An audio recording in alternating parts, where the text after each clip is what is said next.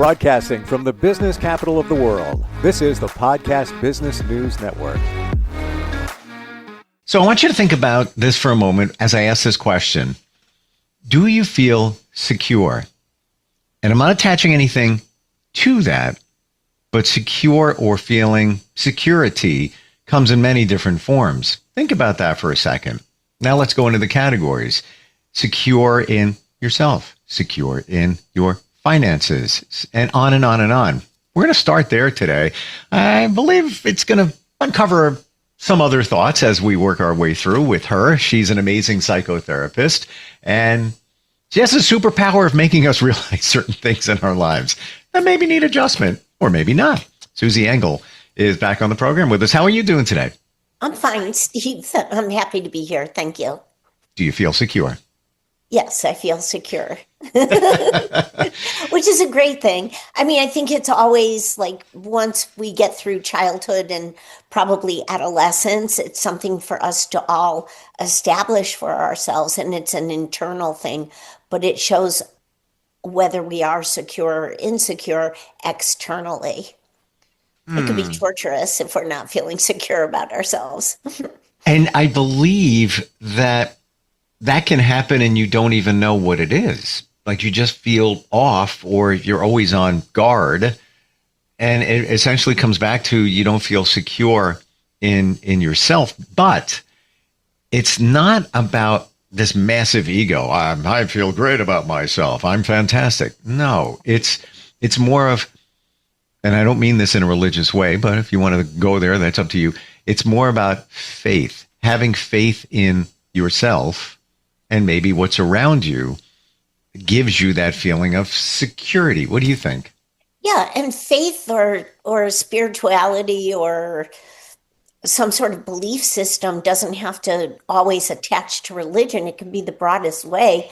But if we have faith that everything's going to have, or everything has a way of working out, or we have faith to look back, and I'm not going to latch on to the faith part of this, but if we have catastrophic thoughts about a situation and pause and kind of flip through our file cabinet up here in our brain, click, click, click, and say, wait a minute, each time I've had this catastrophic thought or this level of fear, it's interesting. Everything's had a way of working out. And I think that's a wonderful benchmark. I'm kind of blown away that you're saying that because I've said it this week like 4 times already. And I brought it up because my mom always used to say that. And now it's coming up again in my thoughts and sharing it with others as they go through things. But she always used to say, it'll all work out. Yeah. And of course, when you're in, DEFCON 4 and you're like, oh, look what's going on here. No, it'll all work out. But I have to say, it does all work out. I don't know how magically, but it does. Well, what enables it? And where do we get in the way of it working or maybe not working out? Yeah. I mean, it's not magical. It's not magical that things have a way of working out. It's fundamentally our contributions to that or our contributions to things not working out. So we really have to always come back to what is my sense of agency and how can I say I've had a hand in this or I've kind of directed how I'd like this to play out as best I can. Now, there's an element of luck. There's an element of, preparation. There's an element of experience. There's an element of age. Your mother saying this was, her way of saying, I want to comfort my child or whoever else is around me.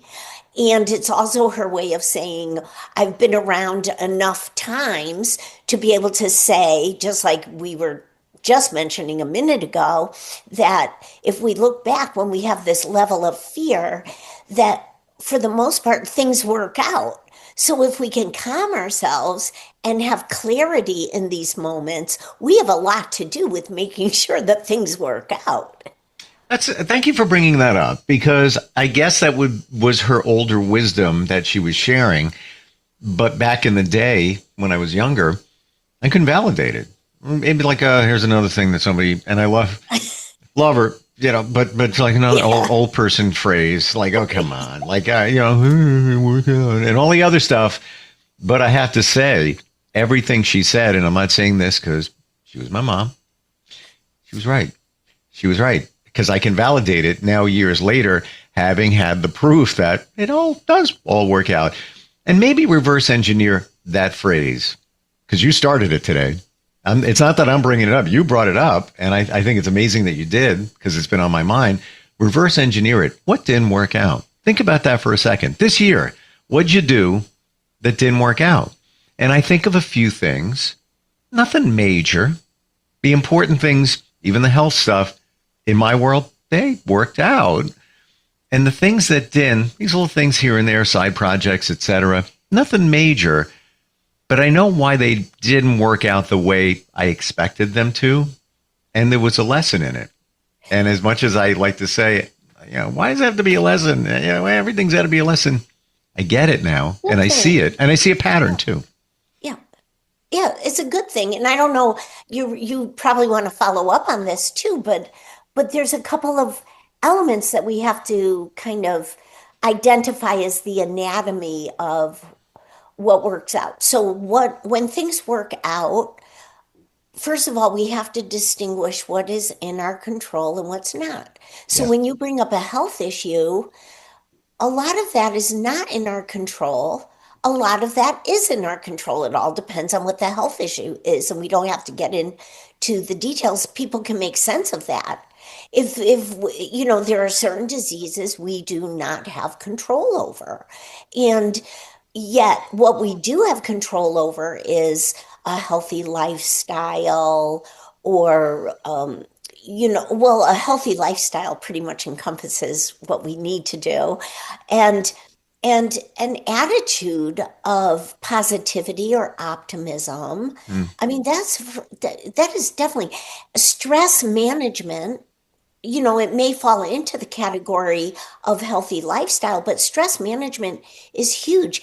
If we are in stress response, and we talk about trauma quite often in our discussions, if we are in stress response where our alarm system is always revving, and my clients know this, if we're always functioning in survival and functioning in fight, flight, or freeze, or other heightened defenses that have strengthened within us, it's going to wear and tear. I mean, there's a ton of research. Just look at the results of the ACE study. It's going to result in a weakened immune system.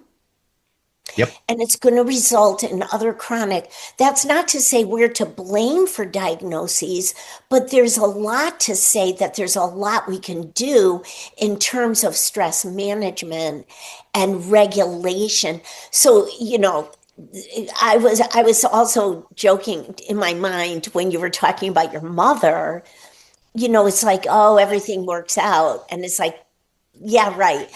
It's like anxious people, when people say, take a deep breath, relax. It's like the worst thing to say to somebody if they don't have the buildup of regulating themselves. If they know deep breathing and they know how to regulate themselves, AKA relax, then it's not insulting for somebody to say, take a deep breath, relax, because it registers to us like we have to regulate, and we can regulate. And that helps turn off that alarm system. That's stress management. And then we have clarity, because then the good part of our brain is really functioning at a great level, not with interference from the alarms. But how do we know that? Because we tried these tools and they worked for us. But I totally agree with you. If you say it to somebody else, and they don't have evidence that it works, they're going to be, no, I'm breathing, shut up, go away. It's not going to do anything for me. I mean, the bottom line is we shouldn't, I mean, I really do not practice therapy with my social circles or my family. I only do it at my office or here on this podcast. I mean, it's really like it falls under the category of unsolicited advice. And when somebody says, I'm freaking out about something, they really don't want to hear like solutions. They don't want somebody to say, relax, take They want to be heard, right? They just want to be heard. They just want to be listened to. And to be heard, when I can say I am heard in my life, I am heard, that is a good indication of self-worth. And so say that last part again. Well, in contrast to feeling unheard and somebody's venting or like catastrophizing and somebody else gives unsolicited advice, the unsolicited advice is not falling on good ears, and they feel unheard. That person who just said, oh my gosh, I'm scared to death, blah, blah, blah, that person is scared to death. And to be told, relax, take a deep breath, that's a real turnoff. But if I feel heard in my life, if I share something or some stress with somebody and they say, wow, either tell me more about that, or I get it, or it must be tough stuff, then I feel heard. And it's just validating my self-worth. I feel that you can't accept these things unless you've tried them and you have proof. You know, all of this, like it all works out, all of these things that we're saying here, the breathing techniques and all. If this was us having this conversation 5 years ago and before, I wouldn't be drinking this Kool-Aid. I would be like, yeah, but you don't understand. Like, you know, this is that, and this is this, and this, and I'm worried, blah, blah, blah, blah, blah. Yeah. But you've worked on yourself.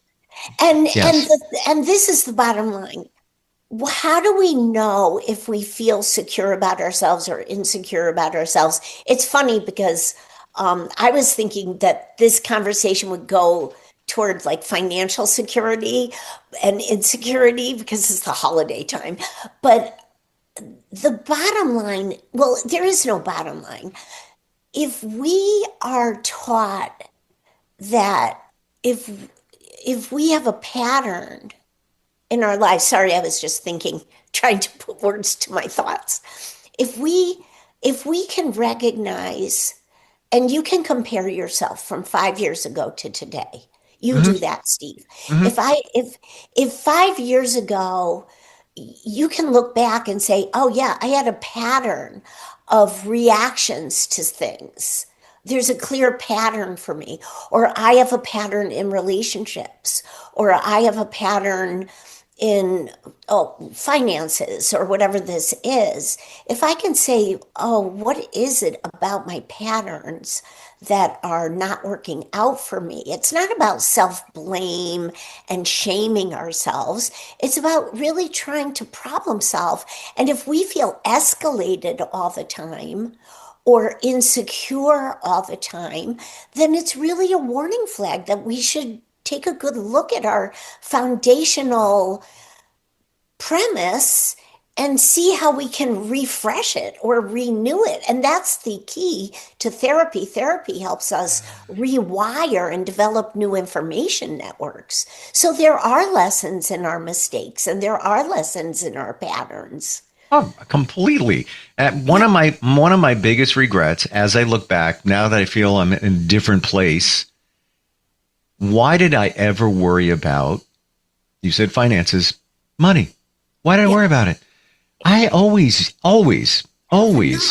used to, when there was no evidence of any issues, think about money. Like what, got different things going on. What if this goes away, that particular job? Now, I family to support, blah, blah, blah, blah, blah. Shut up. Yeah, shut up. That part of the body. But it was because I was wired previously, from childhood and all those things to worry about that. There was no reason to, but I did. And now I don't worry about it so much. It's okay. Why? Because I experienced the evidence that said it will all work out. Yeah. And really, esoterically, we are enough. And if we can feel that within our bodies, and when you said shut up, I said that part of our body, because those ruminating thoughts are part of our left brain, which is part of our body. Our body is our mind and soul and physical self. It's all one. And if we can recognize that we are enough, I am enough, I have enough, that brings a level of calm. And there's no harm, there's no stress in being generous. There's no stress in doing for others. It's like a selfless, and I think we've talked briefly about this in the past, but maybe not enough. Maybe we have to talk about what is it like? What does it mean to be selfless? No. What does that mean? I mean, that's a whole nother series of podcasts, probably. But I think it's a beautiful thing. It's the game changer, though, as you say, Susie, when you feel that you can rely on yourself. And let's be honest here.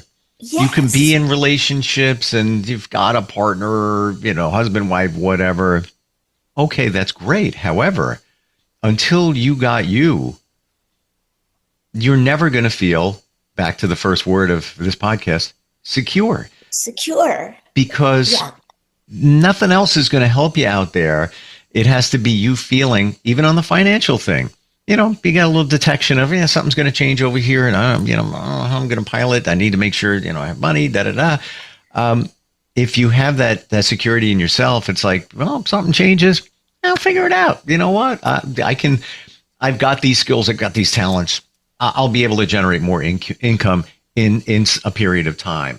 But just that knowing that you got you is just a kind of a wonderful feeling. It really is. I'm so glad that you're saying that, because it prevents so many other issues too.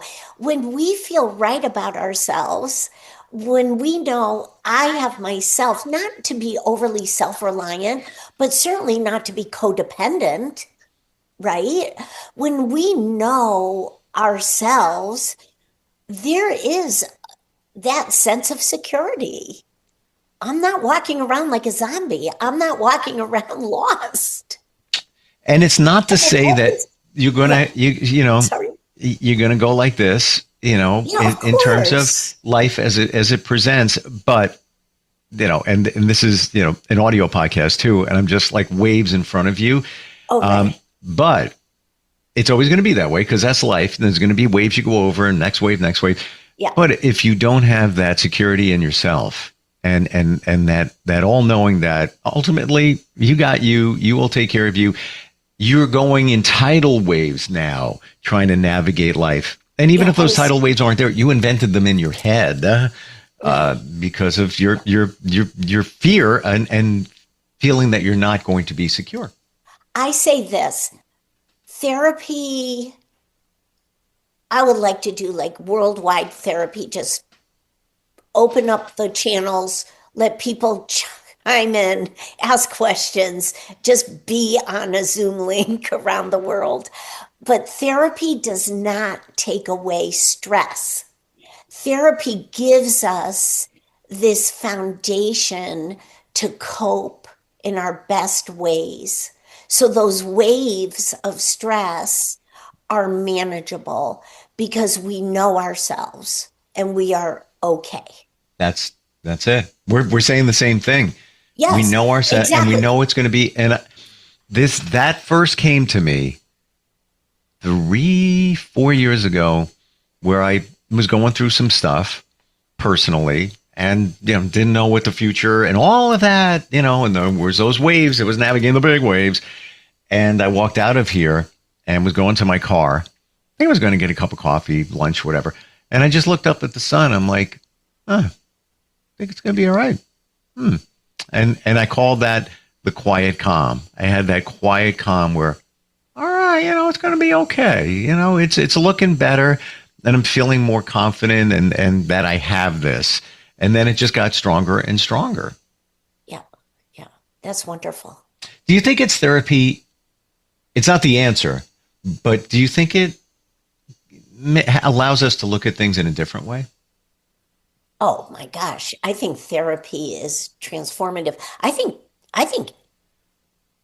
not because I think there's something wrong with everybody. I think everybody would benefit from therapy because it just gives them a fast forward to get to know themselves and understand themselves, not according to other people's standards, according to their own context. And it's not about me understanding their context. I teach other therapists how to do this with consultation. It's not about our job to understand the concept, although that's super helpful, but it's our job to help the client understand their context. So if they've had, whatever their life experiences are, and they begin to see how these life experiences have informed them, maybe they can re-inform themselves now. It doesn't make bad experiences good, but it makes their place in those experiences healthier or more adaptive. It's fantastic. I think therapy benefits. It's kind of like people who I know in recovery.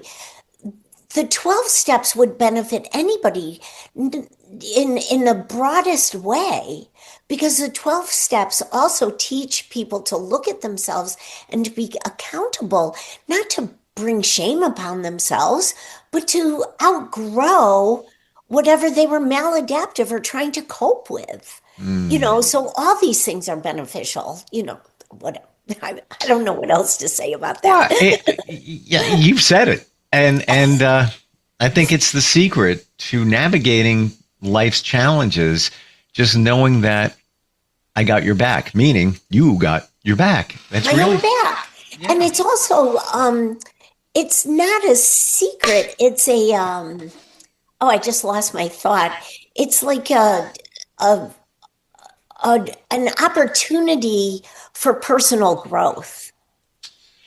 Yeah, I think a lot of this also comes back to relationships. We thrive on that. We're social creatures. Yes. However, many of us look toward others to give us things that we need or we think we need. But when you get right down to it, it's an inside job. Yes, it is. What you're saying is important, because relationships are crucial, but it's our relationship with ourselves first. Yep. And until you figure that out, you're not going to figure the rest out. Hey, I don't have all the answers. I don't know if you do, but you know what? Inside each of you, yes, each of us, it's innate. We have it there. Yeah. It's like driving through a snowstorm in life. And you can see only so much ahead of you as the snow's coming at the windshield. But once you better know yourself, now the snow starts going away and you can see a little clearer of what you need, what's in front of you.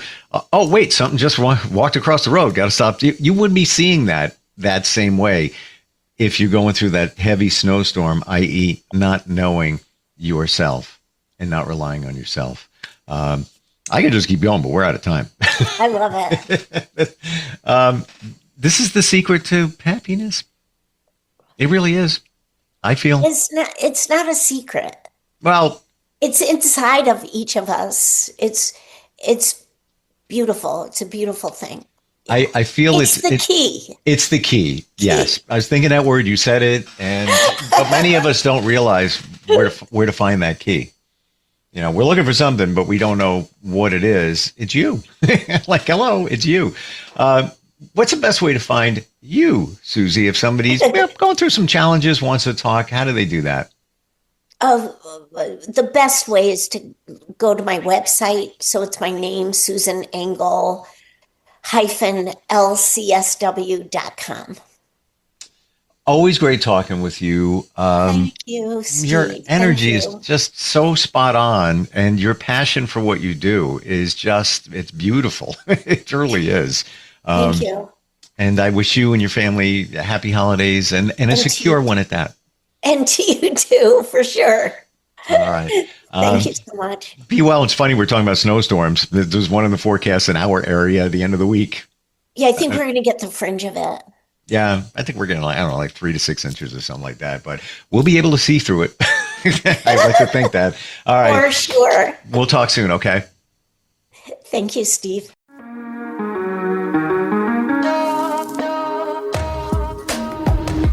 Broadcasting from the business capital of the world, this is the Podcast Business News Network.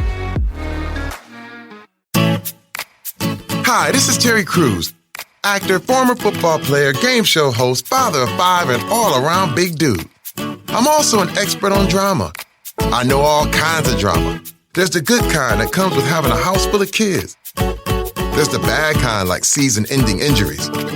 There's the necessary kind like having an agent in Hollywood. And there's silly drama, like the drama around my percolating pectorals. And then there's the drama you can skip. Skip the drama that comes with not having your high school diploma or equivalency. Find free adult education classes near you and finish your high school diploma.